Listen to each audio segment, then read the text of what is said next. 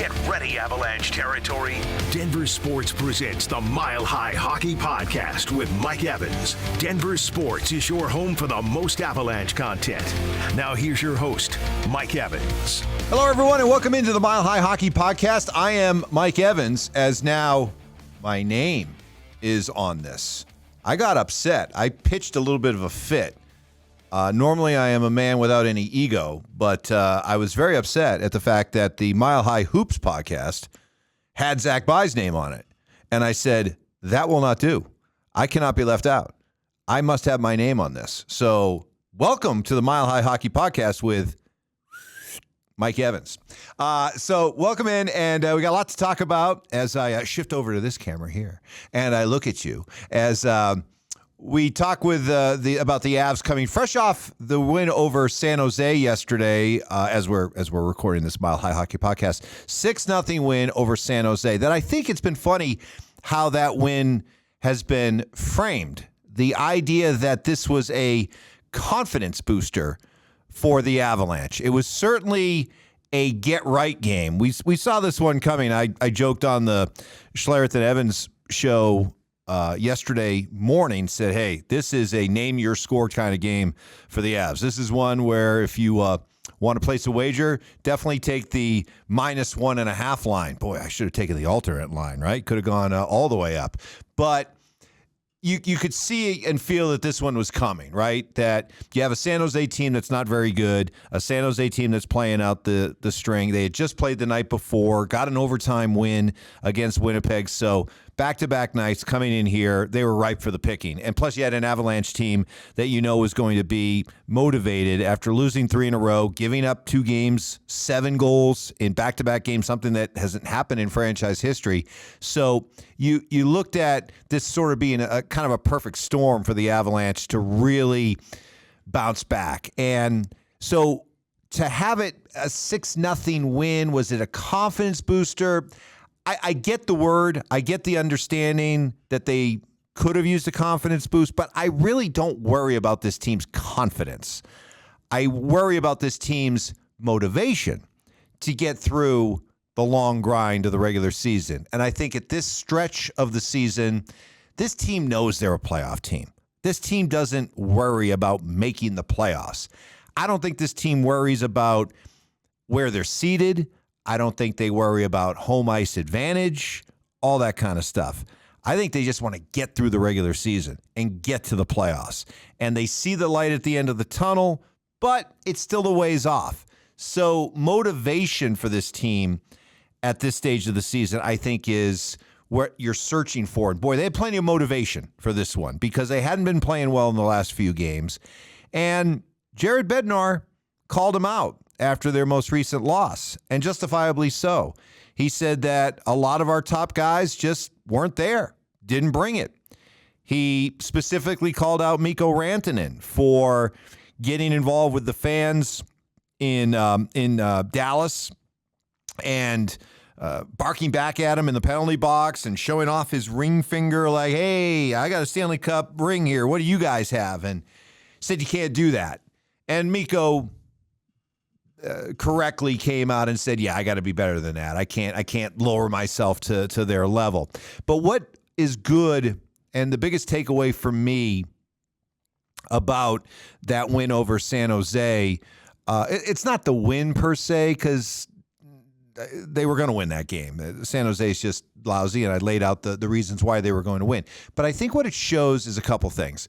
It shows that Jared Bednar has a real good read of his hockey team, that he knows when he can be tough on his team, and he knows he can do it because he knows his players will respond. And look at the way that the top guys responded in that game against San Jose. You've got Nathan MacKinnon had a goal and an assist. Tori Lehkonen had a goal and assist. Val Nichushkin had a goal and 2 assists. Cale Makar, goal, 3 assists. So your big guys, your best guys who were called out by their coach responded immediately. And when you talk about that hard to define culture in sports, boy, have we been having a lot of talk about that when it comes to the Broncos. How do you build a culture? What's missing? So to me, I look at the Avalanche and I look at this San Jose game kind of as a microcosm of it, is exactly the living, breathing embodiment of a good culture. Meaning you have a coach who feels confident enough, comfortable enough that he can call out his best players knowing that they will respond. And boy, is that a powerful thing. And the credit has to start with the players because there are plenty of teams in all walks of major professional sports that, quite frankly, the players don't allow the coach to coach them, don't allow the coach to hold them accountable. And ultimately, a coach can scream and yell and beg and plead all he wants for his players to respond the right way. Doesn't always happen. And so it has to come from the players. The players have to send the very clear message that, yes, we are fine with being coached. We are fine with being held accountable. We're fine with being called out. And when you do it, we're not going to pout. We're not going to hang our heads. We're not going to sulk. We're going to respond because, you know what? We deserve to be called out. And we'll respond in kind. See, to me, that's when you know you have a culture. And the Avalanche have that culture. They're Stanley Cup champions. They've proven it time after time. So that's why I don't really worry about this team's confidence. I think this team, they have plenty of confidence. They know how good they are. They know who they are. They know that they can respond to adversity. So that's why I don't feel like the win over San Jose was a confidence booster. It was just simply an example of, hey, we're searching for ways to be motivated as we grind through this long season. And it was a combination of the coach and the players responding where they found some of that motivation, and then we saw how well they played. Now, if there is one player, though, that I think needed a bit of a confidence boost, it was Cale Makar. Not because Cale Makar is questioning what kind of player he is, but if you look at what he's had to go through with the concussions, in the lineup, out of the lineup, there's just an inconsistency there that no matter how great a player you are, when you're not able to get out there consistently and play to the level that you're used to playing at, then you need a game like the one that he had against San Jose just to remind himself, hey man, I'm the man.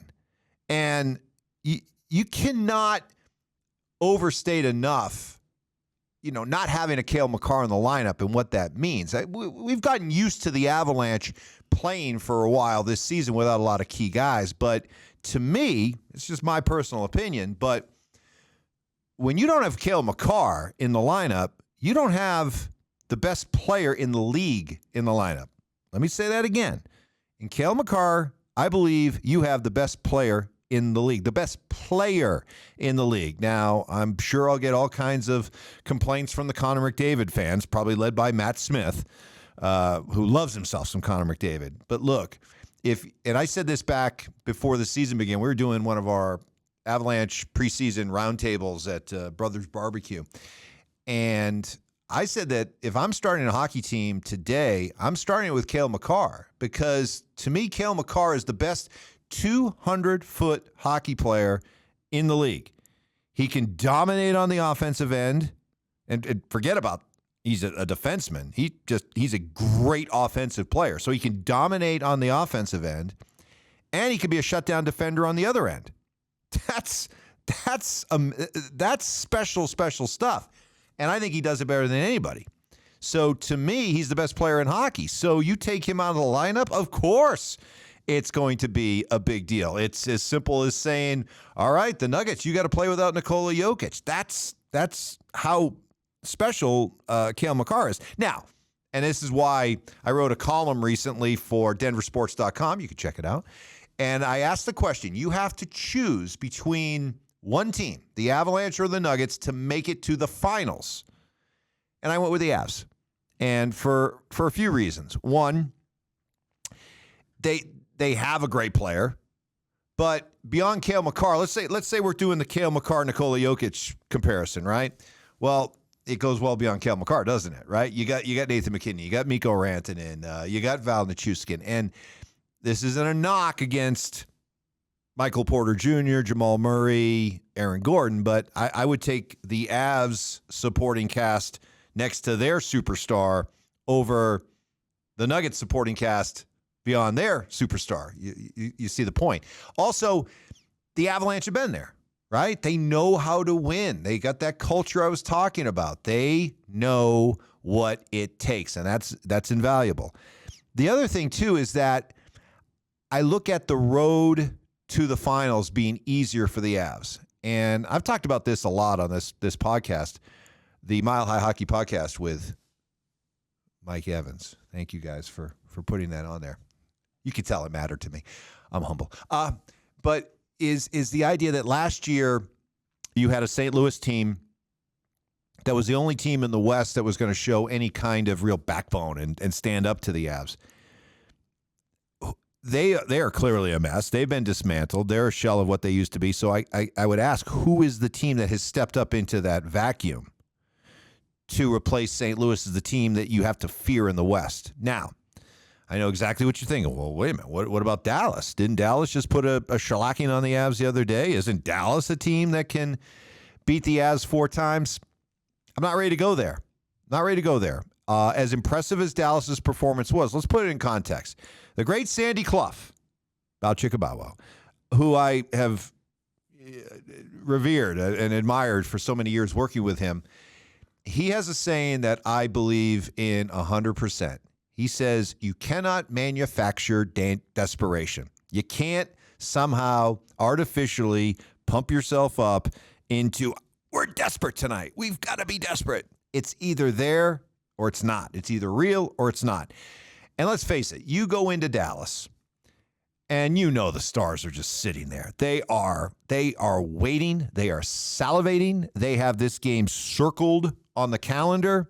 This is their measuring stick game. This is their litmus test game. This is the game that they're going to prove to themselves and everybody else in that hockey crazy town of Dallas that we're contenders this year. We're legit, and we're going to prove it. And so they came out. They were flying. They were motivated. They were hungry. They were intense. And the Avs just couldn't match it, nor could you expect them to. And so, yeah, what happened? The game was lopsided at the beginning. It gets away from you. It becomes a blowout. But let's call it for what it was. You had one team treating this like it was the Western Conference Finals, and you had another team treating it like game number 59 on the schedule. Can we get to the end of the season or not? Let's go. So I'm not going to put too much stock in that performance. Something tells me that if the Avs and Dallas meet in the playoffs, and now it's a fair fight, now we're both equally hungry, both equally desperate, something tells me the result will be a lot different. So that's why I'm still very much bullish on the Avalanche. One thing that cropped up during the week was the idea that the Avalanche have some sort of goaltending problem. Yeah, I know it's been kind of a mess. Pavel Francouz has been hurt. Justus Annunen got a chance. Keith Kincaid with his Bruins-colored, mustard yellow-colored pads. That's just a funny thing, by the way, about hockey. I had some people reach out to me and like, why is he wearing his old pads? He looks stupid. Well, the thing about goalies, right? Goalies are quirky, man. Goalies, they live in their own airspace. And when you have equipment that you trust and it's broken in and it feels comfortable, good luck getting a goaltender just to strap on a brand new pair of pads that haven't been broken in. It would be like next time you're at a sporting goods store, go by where the baseball gloves are, okay? Grab yourself a catcher's mitt, okay? Even a real top-of-the-line one, like a $300 A2000 model or something like that. Put that thing on your hand. Hasn't been broken in. And then imagine yourself trying to catch 95-mile-an-hour heat, right?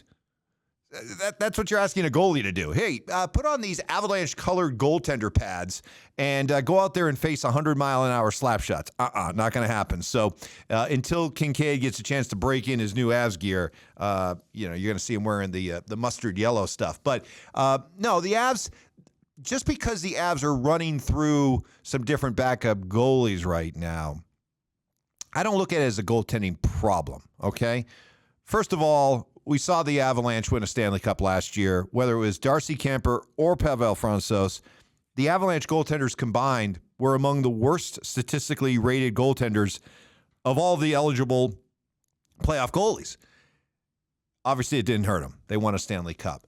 I'm really been impressed so far with Alexander Georgiev. When you look at what the Avs have done the last 3 years, kind of going with that, we recognize a goalie who's been a backup goalie somewhere else, but we think that he's ready to be a number one for us. They've done it with Philip Grubauer. They've done it with Darcy Kemper. Of this recent trend, this strategy of going with those kind of goalies, I think Georgiev's the best of the bunch. I really do. This is one guy where I can easily look at and say, this is the guy I want to make a long-term commitment to. Now, I get it. Until he actually proves it in the playoffs or the Avalanche win despite him in the playoffs, there are going to be some questions. But I think the only issue I have when it comes to Avalanche goaltending right now and why the backup is important is not from the standpoint of crucial wins or anything like that. I think it's just the idea you got to give Georgiev a break coming down the stretch. Now, remember, he was the backup to Shesterkin in Shesterkin. Oh boy, you know who I'm talking about. In New York, and he already this season has played a career high in games and games started. He's already really shattered those personal career highs in those games. And we still have about 20 games left in the season. So you're talking about somebody who is going to have the kind of workload during the regular season he's never experienced before. That you have to be careful of. So if I have any concerns about the goaltending, it's just from the standpoint of you're going to have to find some nights off. And I think it's why the way that they approached the New Jersey game made so much sense. Now, I do not want you to construe this as a fan of load management. That's an NBA thing I can't stand. But I want NBA players to play all 82 games if they can. I don't want an NHL goaltender to go anywhere near playing 82 games. It's preposterous. It just doesn't happen.